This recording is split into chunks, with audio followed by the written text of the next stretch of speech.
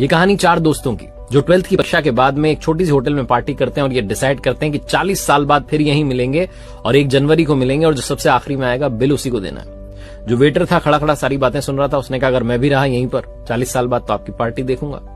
40 साल बाद पहला दोस्त पहुंचता है उस होटल में जो कि 5 स्टार होटल बन चुकी थी। वो वेटर मालिक बन चुका था।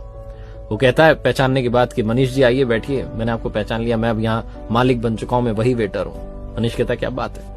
दूसरा दोस्त आता है संतोष। मनीष की बातचीत चलती है कि बिजनेस जो है ग्रो कर गया है, सब कुछ अच्छा चल रहा है, दोनों अपनी अपनी बातें शेयर करते हैं। तीसरा भी आ जाता है, लेकिन चौथा प्रवीण नहीं आता है।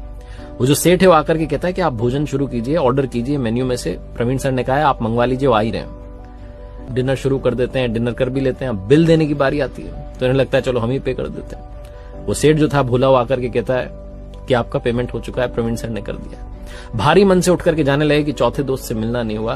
तभी एक सरकारी गाड़ी आती है, एक बंदा उसमें से उतरता है और लड़का आकर के तीनों को प्रणाम करके कहता है नमस्ते अंकल, मेरे पिताजी टीचर बन गए थे, मुझे कलेक्टर बनने के काबिल कर दिया और वो 1 महीने पहले ये दुनिया छोड़कर चले गए। उन्होंने मुझसे कहा था कि जब वो तीनों पार्टी खत्म कर दें उसके बाद जाना और पेमेंट वगैरह कर देना।